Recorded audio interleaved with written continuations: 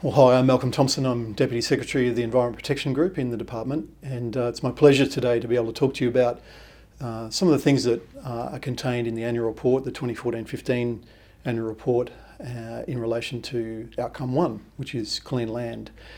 In 2014-15, we worked to protect and manage biodiversity, ecosystems, environment and heritage through all the different things that we do within the department: research, information management and supporting natural resource management, managing Commonwealth protected areas, doing things on the ground, and reducing and regulating the use of pollutants and hazardous substances. These things are critical for environmental health and also for environmental protection.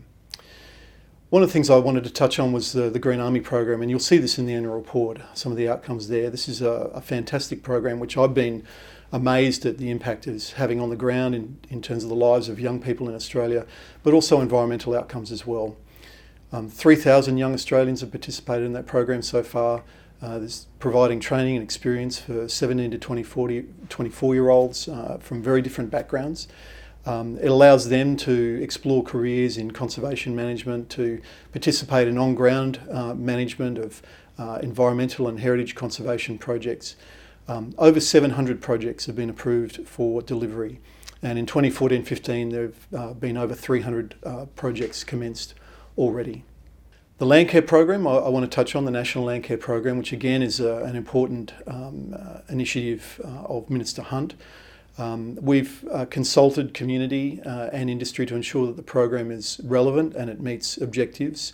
Some of the things that stakeholders have been telling us is they want simpler administration, they want more engagement, and they want to hear the story of Landcare's achievements. And we've been trying to do that in the delivery of that program. As you probably know, it engages with 56 natural resource management bodies across the country, and they deliver a regional stream under the program. But many of the other programs that I'll talk about in a minute are also delivered through the National Natural Heritage Trust and as offshoots of that program. One of those is the 20 Million Trees program. We've contracted the planting of 9 million trees over 3 years. It's a hybrid program. It's a new initiative which includes a small grants component for small plantings in communities and with tremendous engagement with community groups, but also large-scale plantings.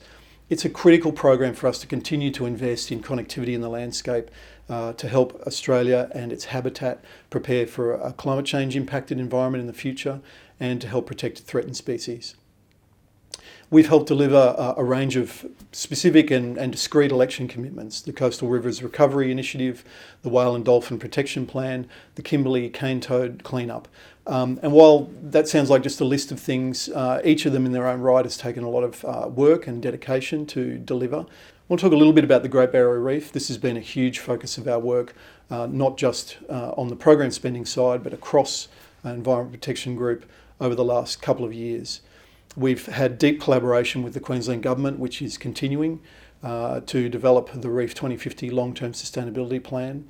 That was the plan that we took to the World Heritage Committee in July of this year, and which was roundly endorsed. And I want to pay tribute to my predecessor in Kimberley Drips in the work that she undertook in that role as well, and overseeing the campaign that we took to the World Heritage Committee. On the spending side, the Reef 2050 Long-Term Sustainability Plan, or the Reef 2050 Plan, is being supported by a number of projects through the $140 million Reef Trust. In threatened species, we've taken a new approach to threatened species, tremendously at the initiative of Minister Hunt, but we've really taken that and run with it, in my view, to a new level and achieved some great outcomes there. In appointing a Threatened Species Commissioner in Gregory Andrews, which was an initiative of Minister Hunt, we've then driven development of a threatened species strategy, the first of its kind in Australia at national level. This will allow better sharing of information, clear targets, clear initiatives to help protect our most threatened species and to ensure that we don't continue to run down that critical natural capital stock of species that we hold in Australia and that we hold dear, that are unique both to our ecosystems but also to our identity as a nation and as a critical set of assets that we're stewards of for future generations. We also, through the Threatened Species Commissioner, have coordinated responses to a number of critical threatened species in their own right, including the outbreak of beak and feather disease in orange-bellied parrots, and of course leadbeater's possum. Included within the threatened species strategy are commitments, clear and challenging commitments in relation to feral cats, and we'll be continuing to seek to deliver those over the next few years. But colleagues in Wildlife Heritage and Marine Division, of course, in that context, reviewed the 2008 Threat Abatement Plan for predation by feral cats and delivered a new framework for controlling feral cats. Colleagues in that division as well, turning to species in other countries, introduced some and shepherded through some important initiatives in relation to African lion hunting, responding to public concern about canned hunting of lions within fenced enclosures. They delivered some new legislative initiatives which will help to protect those species in other countries through controlling and limiting the importation of African lion products. Sticking with that division, the Australian Heritage Strategy has had a long gestation, but we have finalised that strategy. We hope that it will be released soon, but it's with the Minister and in his gift to do that. But it will provide a framework for better identifying and managing historic properties and identifying the roles of different levels of government, which is always critical in our resource-constrained environment, but also for external stakeholders to help them understand who's responsible for what. Internationally, I've already touched on the Great Barrier Reef and the deliverable there through the World Heritage Committee, but we've also pursued some agendas around single species action plan for loggerhead turtle in the South Pacific Ocean and other protected species in those fora. On the deregulation agenda, which has been a cross-cutting one across the department and across our group, we have delivered some significant dereg savings. We've worked closely with environmental NGOs, with the community and with business to reduce red tape while maintaining or improving environmental outcomes, and that's been an important watchword for us in pursuing dereg opportunities. We've found that we can do our business and do it better by streamlining the interaction that we have with business and with the community, both on the grant side, but also importantly in our regulatory activities. And in that, the critical example, the poster child, I guess, is around the reduced compliance burden that we've been seeking to achieve and have achieved through the one-stop shop initiatives. That provides for environmental approvals by the states and territories, environmental assessments by the states and territories to a higher standard than some of them may have applied before, or that we've experienced through previous bilateral agreements with the states on behalf of the Commonwealth. And of course, the end game there is really to continue to push on for environmental approvals to be undertaken by the states on the Commonwealth's behalf, with a clear assurance framework sitting behind that. That end game is contingent on passage of legislation which is currently before the House to amend the EPBC Act. We've reduced the compliance burden overall by in the order of $546 million, which is no mean feat.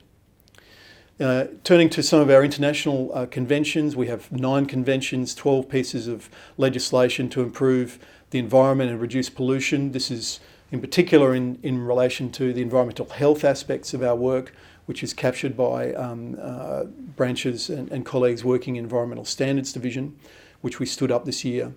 We've reviewed the ozone protection and synthetic greenhouse gas legislation, and that review is ongoing. That will also make a major contribution. The outcomes of that review will make a major contribution to reducing greenhouse gas footprint for Australia as well. A number of those statutes are being reviewed at the same time, and we hope to really harvest some of the benefits of those reviews, both in terms of streamlining internally how we do our business, for external stakeholders and how they interact with us, but also in terms of better environmental outcomes, how they're articulated, and how we achieve what we're seeking to achieve for the environment and environmental health. There have been a number of initiatives in relation to those environmental health aspects, both in terms of the television computer recycling scheme, which has continued to deliver reduced streams of hazardous waste travelling through to landfill.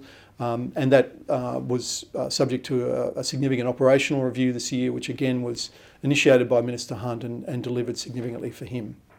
And of course, the National Clean Air Agreement, which was is supported by a Clean Air Champions initiative, is something that we hope to really deliver at a Ministers' Environment Forum later this year. Under the National Environmental Science Program, as you know, much of our work is underpinned by great science, both done internally within the department, in divisions like Antarctic Division, the Office of Water Science, etc., but also by critical external partners, and we fund that through the National Environmental Science Program. We have 6 research hubs as part of the new NESP. We're funding biodiversity and climate science, which assists decision makers, us as decision makers, but also external decision makers as well. Public good science, but very applied to help us manage natural resources in this country, which is a highly audacious thing to attempt to do, but something that we turn our hearts and minds to every day in this job. The NESP replaced the 5-year cycle of funding to the National Environment Research Program, but in doing so has provided, I think, a seamless transition in terms of the stream of research and science that comes to us and helps us to make decisions. The previous program delivered 700 products to improve management of the environment in Australia. Turning briefly to climate change, in 2014-15, the Australian Climate Change Science Program produced 50 scientific publications to improve our understanding of climate change, its impacts and how it will play out in the Australian context.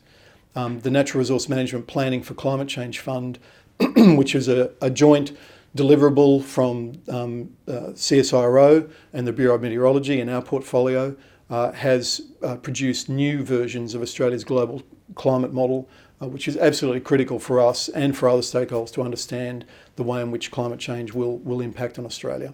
And there have been over 100,000 visits to the Climate Change in Australia website following the new climate change projections, which is very encouraging about the value and the usefulness of our work to people outside of the department. Turning briefly to other science work, the Alligator Rivers Ranger uranium mine in the NT remains a critical development which we continue to monitor. It's probably amongst the most closely monitored, environmentally monitored piece of landscape in Australia, without a doubt. Important that we do so and do so well because of the World Heritage values surrounding that mine site in Kakadu National Park, but also because of the Indigenous communities that interact with that country, with their country, and the integrity which we have to manage that site and provide public confidence around the management of that site by ERA, the mine operators. So great credit to colleagues who are working in the Office of the Supervising Scientist, and the work is absolutely critical, including things like water tests downstream of the mine, where we found no uranium concentrations over 6 micrograms per litre, the limit that's set for that, which is a great outcome. So look, that's a grab of the range of achievements which are contained in the annual report. I'd encourage you to read it. Even at a quick skim, you'll get a sense of the things that we're doing across the organisation, and hope, like me, you'll be excited by the breadth of material that is there and the breadth of things that we do, which really helps me come into work every day and be pleased about working in this organisation. Cheers.